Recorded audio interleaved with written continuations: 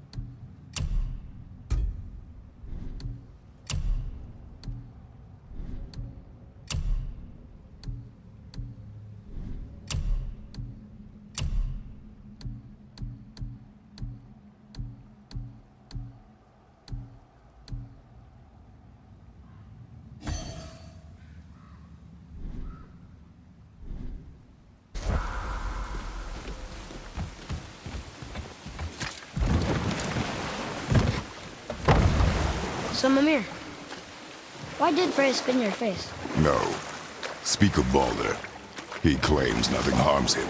Aye, Baldur is blessed with invulnerability to all threats, physical or magical. Boasting of a god.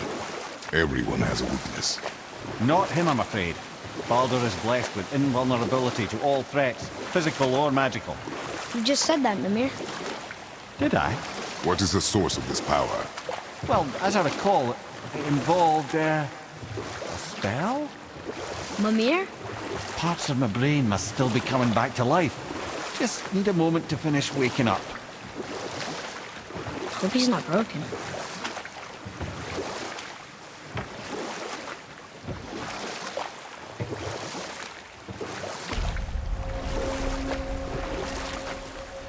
Mimir, we're on the lake.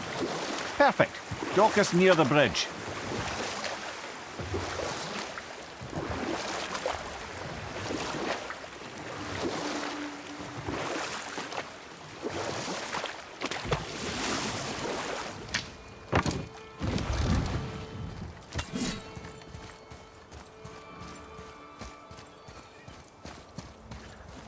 Ed, how do we speak to the Serpent? There's a horn on a platform at the middle point of the bridge. Take me to it. Finally, that horn.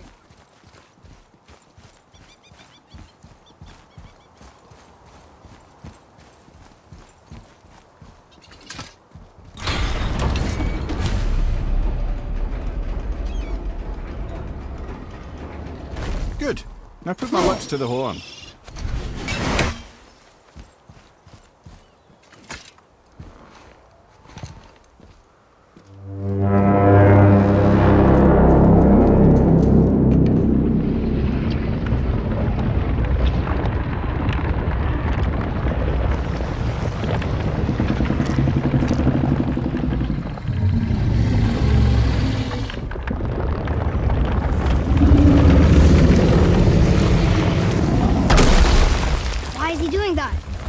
Odin had that statue made in honor of Thor. And seeing as the world's serpent absolutely abhors the fat dauber, he was probably sick of looking at it. But doesn't that hurt? Well, he and Thor have a bit of an unpleasant history between them. Or they will, anyway. So I guess waking up to see it was worse than the thought of lumps of solid stone passing through his gullet. You want me to ask him? No. Our only concern is Jotunheim.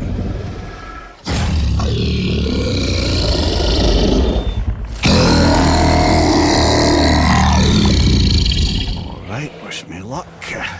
Ooh, ha, ha, ha. You envy me.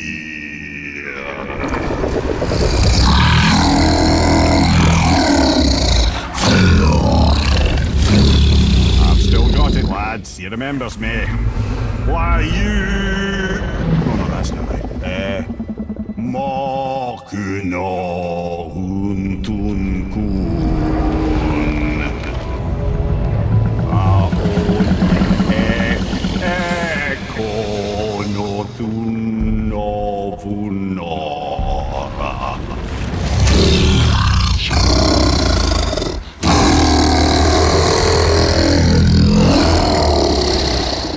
He knows the pain of your loss. He will help you.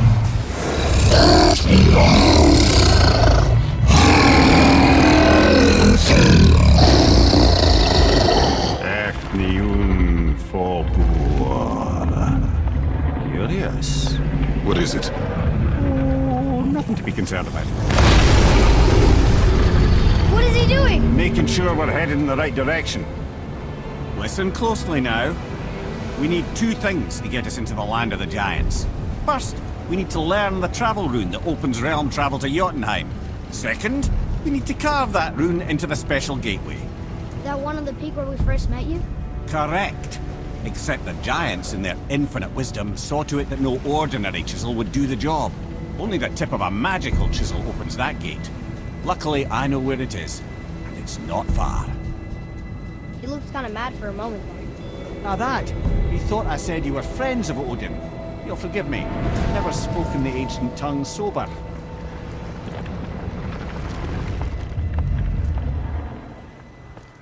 Wait, look! The water's dropped even further. You can see more of the realm towers and statues. I even see new places to explore along the shore. Where is this chisel? Find me a boat, and we'll go from there.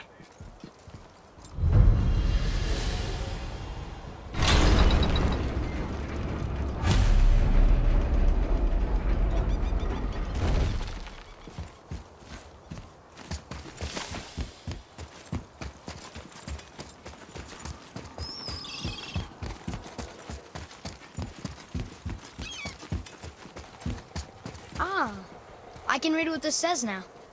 But it's a name. Air! Whoa! The name made it light up.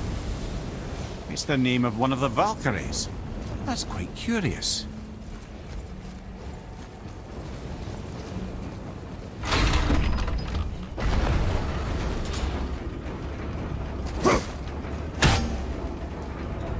So when we get to the boat, we can either look for that special chisel now, or go exploring for a little while. I'm happy with whatever you want to do.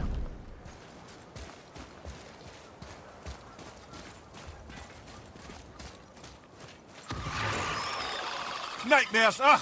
What awful pests!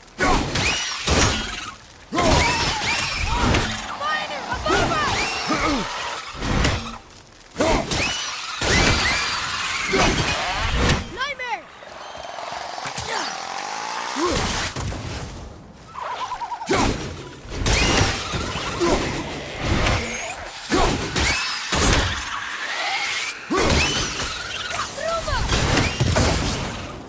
At the ready!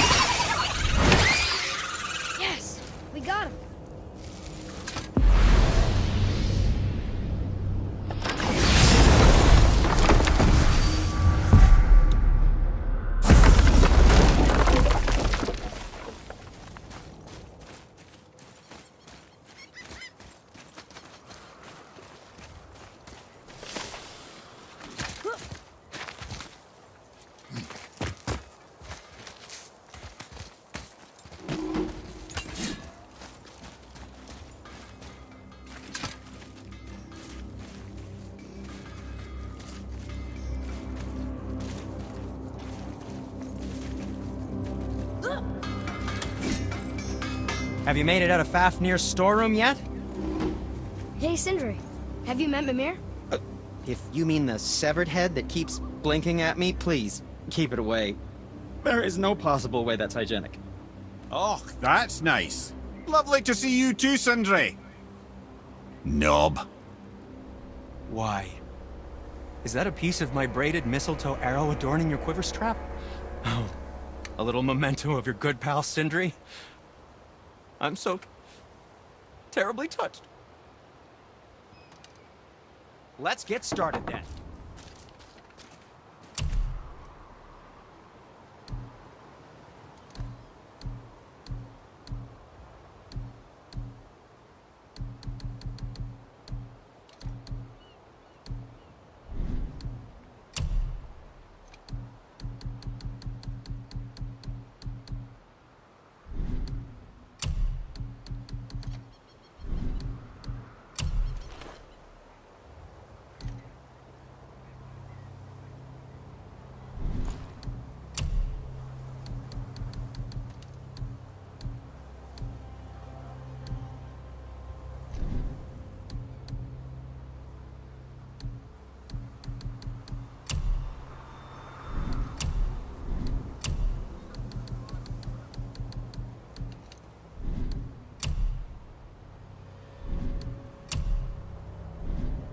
I suppose you prefer my brother's work? You're wrong, of course.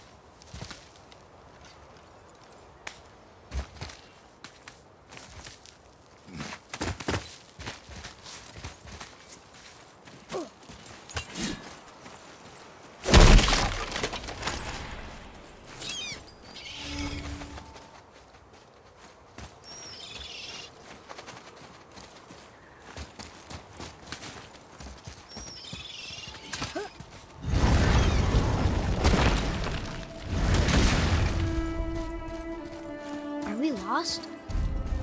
Nah.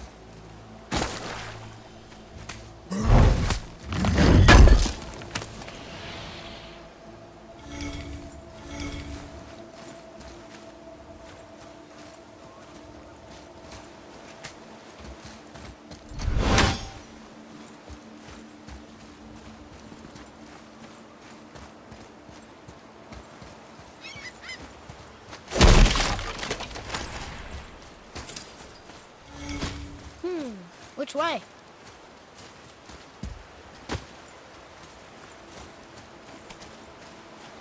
What is this place?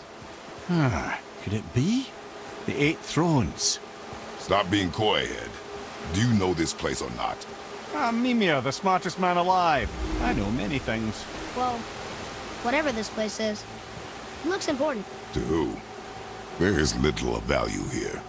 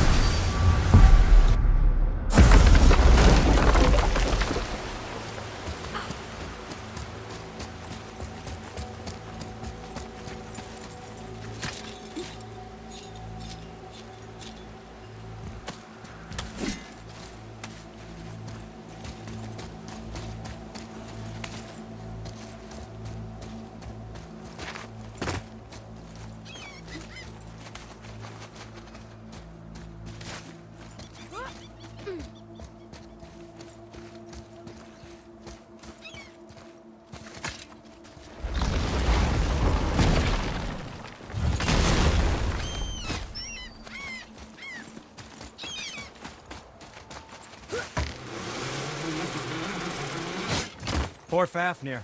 There's a fine line between ambition and greed, you know.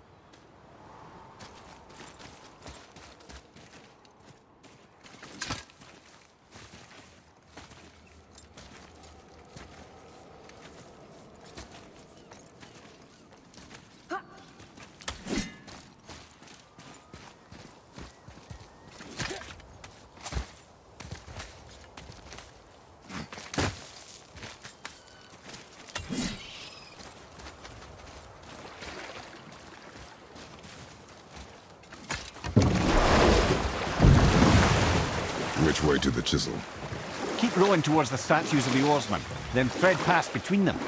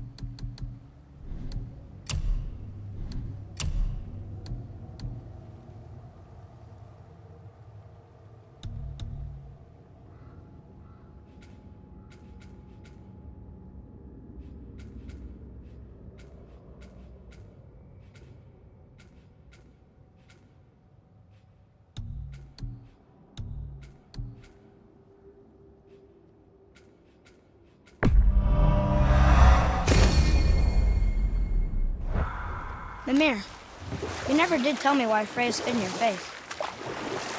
Well, she blames me in large measure for her present circumstances, and not totally without reason. It all goes back to the long war between the Aesir and Vanir. Prior to that, wars for the Aesir were easily won, but the Vanir had proved their equal and exacted devastating damage.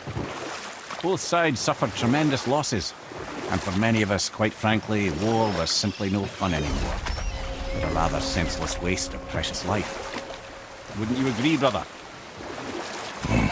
Precisely. Enough was enough. And at last, Odin's most brilliant advisor became determined to find a more enlightened path. He set about to broker a peace between the gods. It took some convincing, but ultimately Odin was persuaded to marry his deadliest enemy, a certain Vanir goddess, legendary not only for her fertile beauty, but her genius at the very Vanir magic that Odin had long aspired to master. Freya married Odin? What was in it for her? It was a sacrifice to protect her people, a selfless act of love. Truly, she deserves better than she got. But of course, there's more to that story.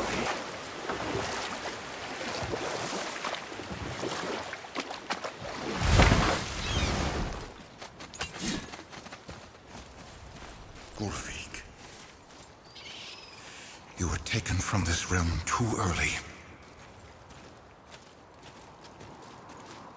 You who walks among the living, my beloved Gulfig calls to me. She yearns for peace, yet her remains lie in pieces. I beg of you, make my Gulfig whole again. You want us to collect her bones? Gross. Gulfig's Sather magic knows no bounds. She can reunite you with those you've lost. Really? How? Boy, I can smell your grief, child. Rest assured, her magic is strong enough to create bridges between life and death, if only for a short while. boy, we are leaving. They've taken 3 of Sweet Gulfig's bones and spread them across the lake. Bring me her bones, child. Gulfig will reward you.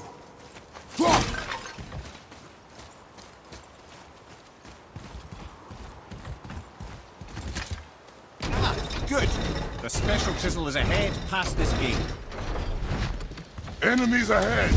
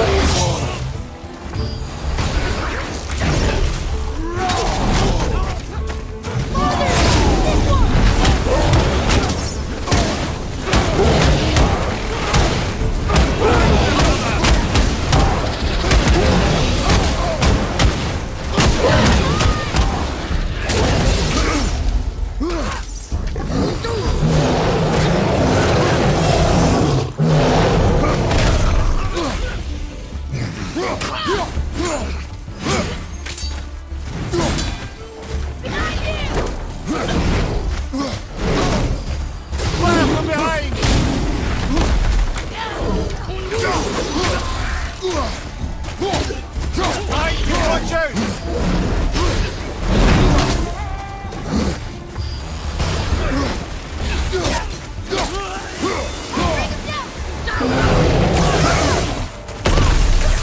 Need more time.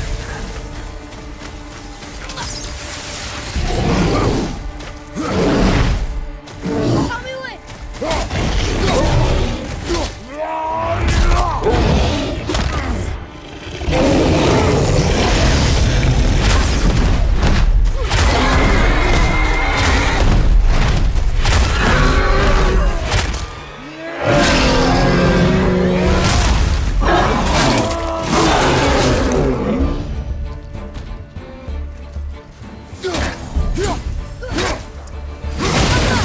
Please, my fair Gulvig.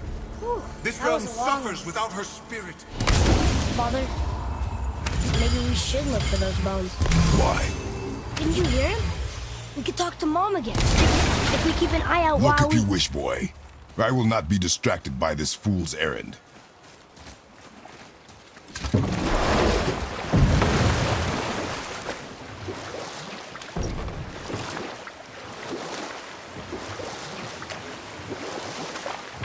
This chisel we seek, what is it? I'm glad you asked, actually. I have just the story for you. There was a giant once named Thamur. A very giant, who, despite his mountainous size, was without question the greatest stonemason this world had ever seen. Proud Thamur hoped to one day pass his vast knowledge on to his son. But young Hrimthur had the heart of a warrior. Perhaps the father had too much fear in him, or the son too little. Either way, the quarrel of theirs spiraled out of control, and the overworked stonemason, bonk, struck his son. Hrimthur ran off into the night. Feeling shame and regret, Thamur chased after his son. But in his emotional state, soon found himself wandering Midgard, lost and alone. Sadly, he caught the eye of the one person he didn't want to meet alone that night, so far from home. Thor. And what happened next? You'll see.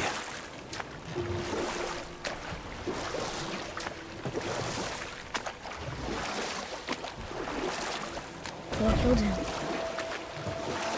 Oh no. He fell in the village? Aye. When Thamur fell, he crushed a charming place famed for worshipping the Vanir god Njord. Thor always took credit for planning that one. The truth is, the sweaty ballbag just got lucky.